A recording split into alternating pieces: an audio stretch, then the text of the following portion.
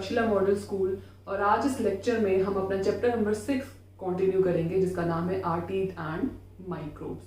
In our last lecture we covered the topic types of teeth and how do teeth decay. आज हम पढ़ेंगे how to take care of our teeth, कि अपने teeth की care हम कैसे रख सकते हैं. Okay, so for this topic open page number 64 of your science books. Okay, let us start. So here are some points by which you can take care of your teeth. First is we should brush after every meal. जब भी आप खाना खाते हैं, ठीक है, उसके बाद आपको ब्रश जरूर करना चाहिए. After every meal you should brush your teeth, क्योंकि उससे क्या होता है कि जो भी फूड पार्टिकल्स माउथ में स्टक हैं वो ब्रशिंग से निकल जाते हैं. Okay. Second is rinse your mouth after every meal. Rinse क्या होता है, रिंसिंग क्या होता है, गार्गलिंग. जैसे गार्गल, जब भी हम खाना खाते हैं, खाना या फिर हम कुछ भी अगर खाते हैं तो वो कुछ भी खाने के बाद हमें रिंसिंग यानी कि गार्गलिंग जरूर करनी चाहिए. उससे भी सेम यही होता है कि जो भी फूड पार्टिकल, जो भी पार्टिकल स्टक है हमारे माउथ में वो बाहर आ जाता है. क्योंकि अगर कोई पार्टिकल माउथ में स्टक रह जाएगा, टीथ में स्टक रह जाएगा, तो और अगर वो बाहर नहीं आएगा और कुछ टाइम तक अगर वो हमारे टीथ में स्टक रहेगा तो उससे क्या होगा, धीरे धीरे बैक्टीरिया डेवलप होगा और वो बैक्टीरिया हमारे टीथ को डीके करना शुरू कर देगा. Next is go to a dentist after every 6 months. ठीक है, हर 6 महीने बाद हमें डेंटिस्ट को जो है जरूर दिखाना चाहिए. डेंटिस्ट कौन होता है, डेंटिस्ट जो दांतों का डॉक्टर होता है उसको हम डेंटिस्ट बोलते हैं. ठीक है, तो डेंटिस्ट के पास हर 6 महीने में जरूर जाना चाहिए एक ओरल चेकअप के लिए. Okay. Next is do not eat too hot और टू कोल्ड और too many sweets and chocolates. बहुत ज्यादा गर्म या फिर बहुत ज्यादा ठंडी चीजें नहीं खानी चाहिए, उससे हमारे दांतों को नुकसान पहुंचता है. और बहुत ज्यादा मिठाइयाँ, चॉकलेट्स, ये मीठी चीजें ज्यादा नहीं खानी चाहिए, क्योंकि उससे क्या होता है हमारे माउथ में जो है हमारे जो टीथ में कैविटीज का डर होता है. कैविटीज हमने पढ़ा था लास्ट लेक्चर में, क्या होता है जो होल्स हो जाते हैं हमारे एनिमल में, ठीक है, वो नीचे जो है पल्प वाले एरिया तक पहुंचते हैं, उससे हमारे जो टीथ होते हैं वो सेंसिटिव हो जाते हैं. ठीक है, तो ज्यादा स्वीट्स और चॉकलेट्स वगैरह हमें नहीं खाना चाहिए. ज्यादा गर्म या ज्यादा ठंडी चीजें भी हमें कंज्यूम नहीं करनी चाहिए. And last one is always eat a balanced diet. अब बैलेंस्ड डाइट क्या होती है, बैलेंस्ड डाइट जिसमें सारे nutrients, proteins, fats, carbohydrates, vitamins, minerals, ये सारे प्रॉपर अमाउंट में प्रेजेंट हो, उतने अमाउंट में जितने हमारी बॉडी को रिक्वायर्ड है.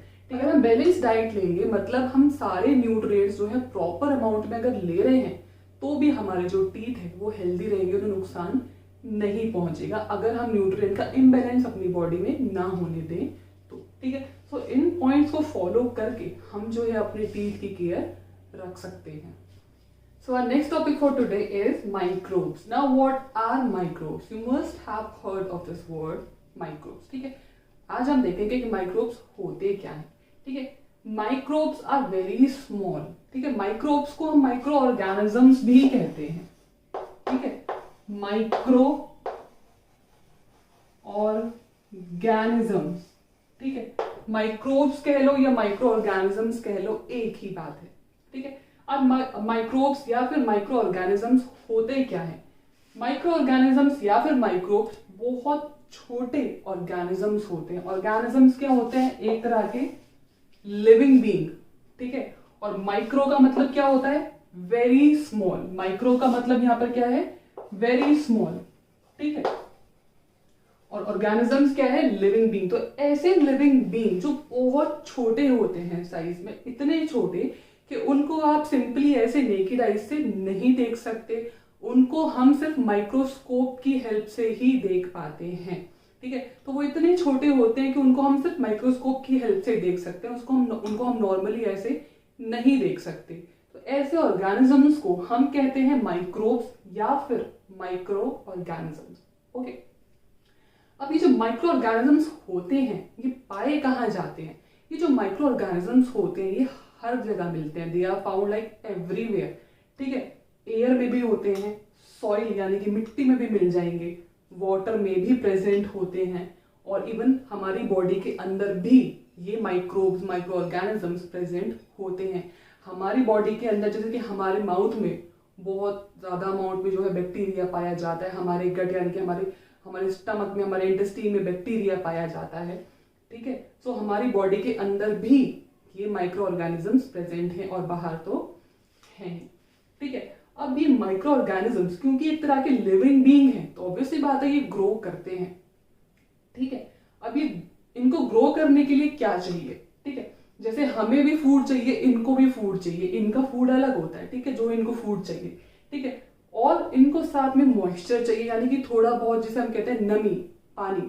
ठीक है, वार्मथ यानी कि प्रॉपर टेम्परेचर, थोड़ी गर्मी चाहिए। ठीक है, और एयर। ठीक है, मॉइस्चर, वार्मथ यानी कि नमी, फूड, एयर। ठीक है, ये सब जब इनको मिलेगा तो ये जो है बहुत तेजी से ग्रो करते हैं। अब ये माइक्रोब्स जो होते हैं, क्या ये सारे हार्मफुल होते हैं या कुछ यूजफुल भी होते हैं? सारे माइक्रोब्स हमारे लिए हार्मफुल नहीं होते, कुछ यूजफुल भी होते हैं। ठीक है, कुछ माइक्रोब्स ऐसे होते हैं जो डिजीज कॉज करते हैं, जो बीमारियां करते हैं।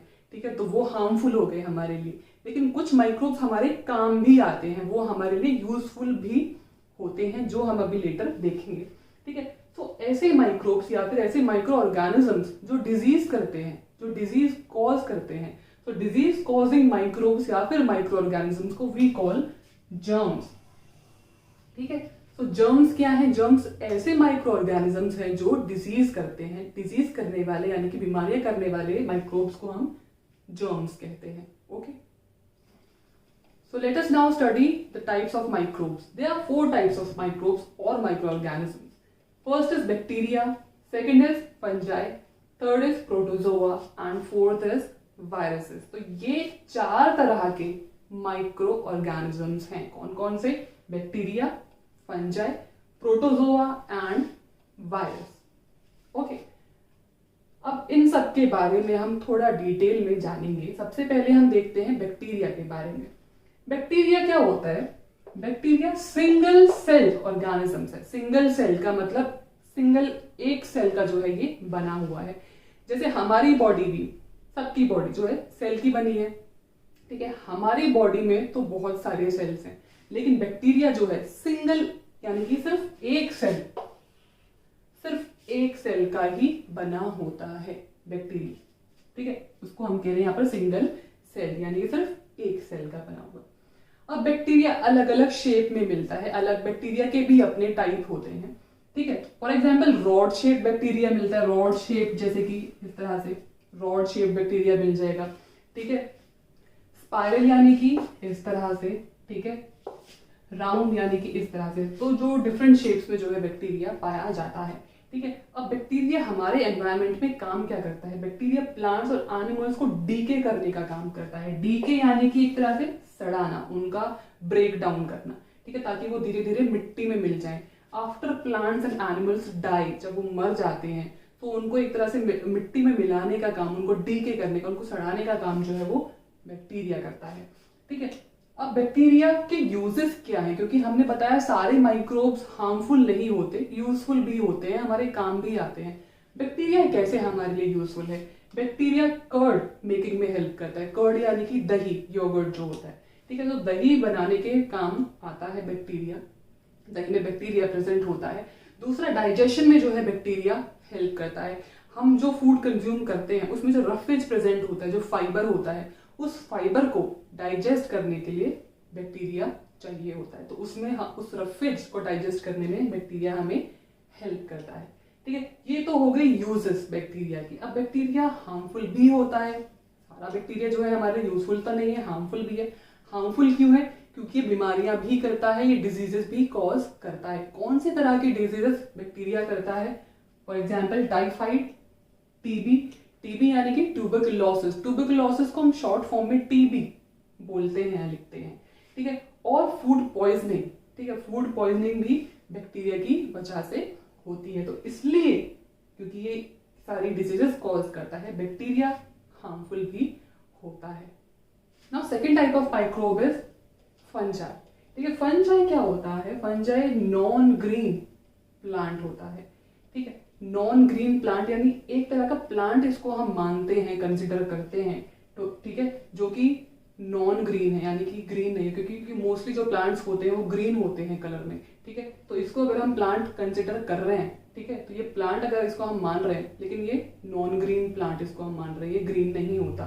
ठीक है, क्योंकि ये अपना खाना खुद नहीं बनाता, इसलिए ये नॉन ग्रीन है। ठीक है, क्योंकि नॉन ग्रीन प्लांट्स अपना खाना खुद नहीं बनाते, इसी तरह से फंजाई भी अपना खाना खुद नहीं बनाता। ठीक है, अब ये कहाँ ग्रो करता है? It grows on other plants and dead and decaying matter. ठीक है, दूसरे प्लांट्स के ऊपर ग्रो करता है या फिर ऐसा मैटर जो डेड है, ठीक है, जो अब लिविंग नहीं है, ठीक है, और डीकेइंग मैटर जो सड़ा हुआ जो मैटर होता है, ठीक है, उसके ऊपर ये ग्रो करता है। डीकेइंग मैटर फॉर एग्जांपल जो काउ डंग होता है उसके ऊपर भी ये ग्रो कर जाता है। ठीक है, अब ये यूजफुल क्यों है? It makes bread soft and fluffy. ठीक है, ये ब्रेड को सॉफ्ट और फ्लफी बनाने के काम आता है। फंजाई का एक टाइप, ठीक है, फंजाई के भी कई टाइप होते हैं, ठीक है, उसमें से एक टाइप ऑफ फंजाई यूज होता है ब्रेड को सॉफ्ट और फ्लफी बनाने में। ठीक है, अब फंजाई हार्मफुल भी है हमारे लिए। हार्मफुल क्यों होगा? क्योंकि ये डिजीजेस कॉज करेगा। अब फंजाई ज्यादातर स्किन डिजीजेस जो है वो कॉज करता है। ठीक है, स्किन वाली बीमारियां कॉज करता है। फॉर एग्जाम्पल कैसी? Ringworm, dandruff. ठीक है, तो ये सब जो डिजीज हैं ये ज्यादातर फंजाई की वजह से होती हैं, तो इसलिए फंजाई हार्मफुल भी है। Next type of microbe is protozoa. Protozoa कैसा होता है? प्रोटोजोआ भी एक सिंगल सेल ऑर्गेनिज्म है। ठीक है, सिंगल सेल यानी कि सिर्फ एक सेल का बना हुआ, सिर्फ एक सेल। ठीक है, अब ये कौन सी बीमारियां करता है? Protozoa causes malaria and dysentery.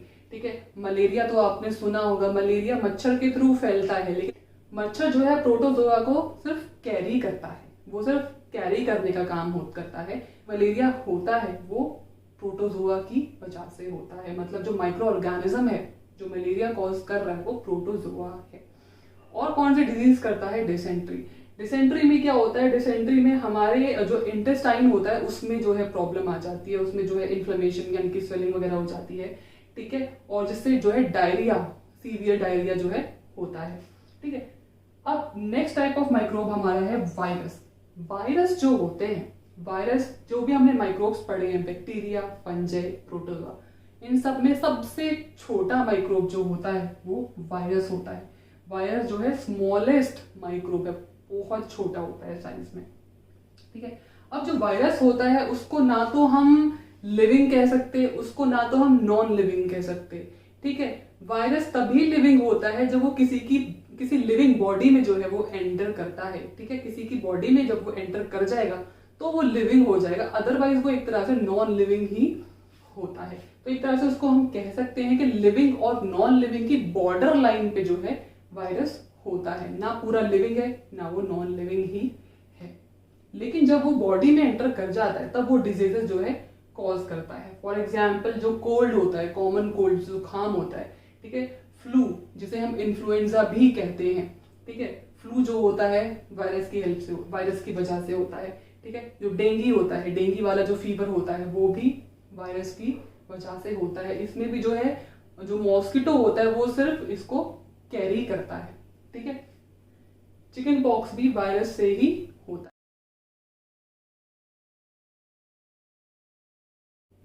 So students, here completes the chapter. Do go through the chapter, revise it. Thank you.